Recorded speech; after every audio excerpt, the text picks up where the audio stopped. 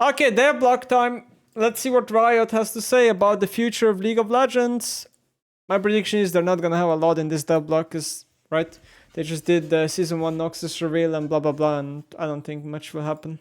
I'm Andre, also known as Medler. And I'm Paul, aka Pabro. Today is Thursday, January 30th, and we're back for another dev update.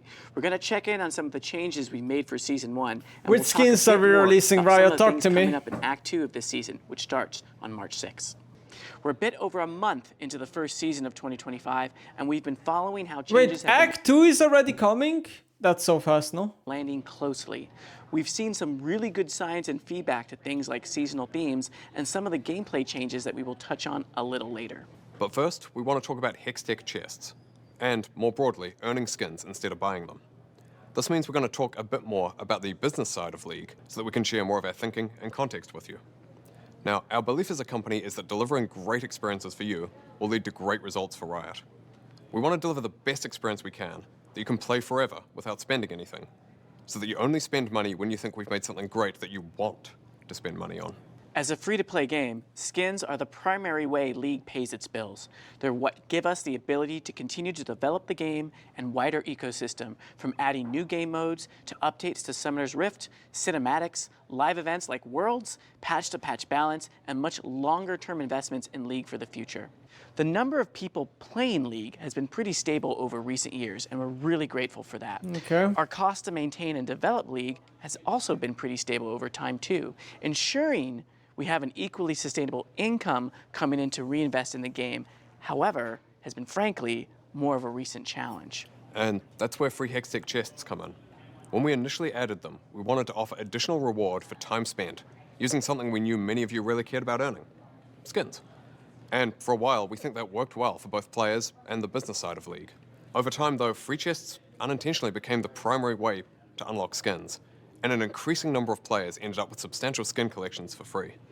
This meant that purchasing skins... But then they should just... Okay, I get what they're saying, but then they should just make Hectic chests be less frequent, you know? Like what? ...correctly didn't make sense anymore to a lot of players, because they were happy just waiting to get something eventually. That did lead to a great player experience, but it was not sustainable for League in the long term.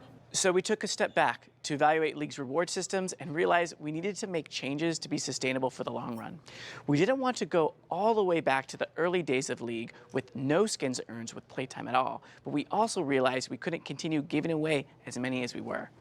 We did a number of other things to ensure League's business was sustainable before concluding we needed to give away fewer skins. Increasing the number of skins we could make each year was good for both the business and the player experience, but eventually we ran into meaningful diminishing returns. We introduced premium cosmetics. We've also explored a lot of other cosmetic content types, and we'll keep trying to do so. But champion skins are clearly the thing most of you care about more than anything else when it comes to cosmetics. And obviously, adding pay for power content is a non-starter for us. We know some of you aren't interested in the business side of things, or even cosmetics in general, and that others won't believe this isn't about increasing profit year over year. This is about ensuring the sustainable long-term health of League, though. And we do hope this is helpful context for those of you who've been wondering what our thinking was with this change. I mean, this was just a fucking nothing burger, right? Like, sure, it's a business decision, but like, why would you fully remove it? It doesn't make any sense. I do see their side of nerfing it, 100%. Yes, I agree. People were probably getting way too many free skins, including myself. I've noticed this on accounts because I almost never bought skins and I had so many skins just from playing the game a lot. But then again, is it like a bad thing if a player plays your game a lot and gets like some free skins? I don't think so. But then again, like just nerf it a little bit. Why are we fully removing it? I don't get it. We want to ensure League remains a great, fully free-to-play game. We believe a change like this, while unpopular, is the right call and allows us to deliver not just on our plans today, but also our plans for League in the future. Now, we'll be sure to give you more context on our thinking behind changes to skins and any other related systems in the future as well. And we're currently doing a lot of global surveying and discussion with players about what is and isn't working. Speaking of which, we want to talk about some changes we have coming to Battle Passes. First up, we've got some improvements to the Battle Pass skins. We've heard a fair bit of feedback that those skins don't feel like they're good enough in various respects. We agree with a lot of that feedback. We're going to be looking to add more distinct visual effects and more pronounced model changes. We're also planning to deviate from a season's theme a bit for some future pass skins, given the risk we otherwise overdo the same sorts of visual appearances and or pushing champions into themes that don't make sense. Now, because it takes some time to make or modify skins, those improvements won't be present in the Act 2 Battle Pass skins that you'll see in a couple of weeks. They will, however, be fully reflected in the pass skins for Season 2, which starts in May. Additionally, if you don't already own the champion for the Battle Pass skins, unlocking the skin will also unlock that champion. We also want to clear up how skins in the Battle Pass affect the champion's skin cooldown. We don't look at past skins when deciding when a champion is due to get their next regular skin. So if Alistar appears in the Act 2 Battle Pass, he can still receive another skin later this year. Another improvement we're making to the Battle Pass is to the missions that feed into it. Looking at your feedback, certain types of missions are pretty unpopular. We're going to be removing missions that require playing with purchase skins or players who have purchased specific skins. We're also removing and reworking missions that players were having a hard time completing, like destroy 5 turret plates in a single game, which was hard to complete for many players and impossible for ARAM-only players. And for those of you who play a mixture of League and Teamfight Tactics, we'll be roughly doubling the amount of XP that TFT contributes to the League Battle Pass. Now, with that said, let's hand things over to Matt and Eduardo to talk That about was nothing. That was absolutely nothing. I'm Eduardo, Riot Cadmus Cortejosa. And I'm Riot Froxon. Just as a heads up, it's playtest time right now, so things might be a little loud. But we have a few things to discuss today. First, I want to talk a bit about how some of our gameplay changes we added in January have landed. Let's start by talking about one of the biggest changes that we saw a lot of conversation around, feats of strength. As a reminder, feats of strength were introduced to provide more structure to the early game and defer some of that early game snowballing until after laning phase by moving the immediate power of First Blood and First Turret to later in the game. These were a bit rough around the edges on release, and we made some adjustments to things, like changing the feat of Warfare from First Blood to First 3 kills and nerfing Triumphant Boot stats. Boots are They're scam. currently in a stable place we're quite happy with. As for snowballing, That's our goal fun. was to keep it roughly where it was before Season 1 went live. We've been comparing this game state of pre and post changes based on First Blood, First Turret, epic objectives taken, and game length. As of now, we haven't seen significant changes, and snowballing is roughly equal to where it was at the end of last year. There are still some improvements we'd like to make, of course, but overall, the changes are moving the game in the intended direction. I can see that. Next up, let's discuss Otacon and the Blood Roses Yeah, he brought to please. the Rift. Just tell me Ruinous Otacon is gone. Please, please, please, please, Otacon was please. added to provide an objective in the mid-game that has rewards worth fighting for, progresses the game, but doesn't completely blow everything open like a 20-minute Baron would. We also wanted a way to incentivize teams to fight each other in slower games while not speeding up already fast ones, which is what led to the two different forms, one which incentivizes action, and the other that lightly stalls it. That said, we think Voracious Otacon's rewards are too strong in game warping. No shit, So next Sherlock. patch, we're increasing the withdrawal time to 15 seconds to give defending players a bit more time to recover after Yeah, so this was recorded before the patch. It's already in the game, and let me tell you something. This objective is fucking worthless already. forcing enemies to withdraw. It's almost at the level where it's worthless. Next up, we have the Blood Roses, which we introduced alongside Otacon. After the nerfs last month, we like where Blood Roses are for now, and that they reward teams for proactively controlling these spaces. Another big component of our seasonal changes was the Noxian update to the Rift. We're excited to keep doing these for future seasons, but we definitely want to make sure we're doing them right. We've seen a lot of your feedback around the map feeling too dark, gloomy, or ice draining, and we've got some changes in the works to address these concerns that Okay. should be ready with Act 2's release. Okay, that's good. We're excited about the prospect for new gameplay that the Season 1 changes have created as players continue to learn and adapt to them. Having said that, when trying to add new gameplay to League, especially ones of this size, we're not always going to land it right away. We're trying to strike the balance between making quick changes based on your feedback and giving the changes enough time to breathe while we iterate them to a pot where everyone is happy with.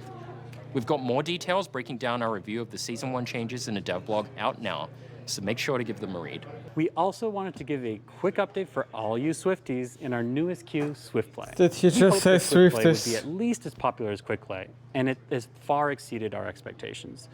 We're currently figuring out how and when to bring it to regions that don't quite have it yet. So far, Swiftplay has hit the goals we set for it, with game endings on average 4 to 5 minutes faster than SR. That's not We good also enough, no? wanted to reduce snowball. That's not good enough, no? Only 4 to 5 minutes? That sounds so little, no? Like, if I were to queue up for Swiftplay, I'd probably want 10 minutes faster games at least. IMO. I think that sounds a bit too little to me. Following the rubber banding mechanics, allowing players to hit their full builds more often, and allowing players to enjoy a game of League of Legends with friends of higher skill gaps. When it comes to balance, we're pretty happy with the early and mid game, but endgame pacing and outlier game lengths are issues we want to address. Swiftplay just doesn't hit our goals for the queue when games aren't swift, and everyone is stuck at level 18 trying to close out the game for a long time. We've made some changes, such as minions getting stronger more quickly, tower resistances falling off sooner, as well as making structures slowly burn towards the Nexus, forcing the game to end. This will essentially mean that if a game lasts long enough, the team that can make the most progress towards the enemy Nexus will win. We're also going to be looking at what we can do to improve things like matchmaking or lobby improvements for pre-mades, and we'll let you know if we do anything there. These changes should be live by the time this video goes live, so let us know what you think. Next, we want to talk to you a bit more about what you can expect when Arena returns in Act 2 of this Arena? season. As we mentioned in the last dev update, we want to make sure game modes are something a player can always count on being available, making them a fun part of each season. For Season 1, we've moved Arena from the Rings of Wrath to the Grand Reckoning, new maps and all. As you can see, we've overhauled all the maps to feel like you're in the fighting pits of Noxus.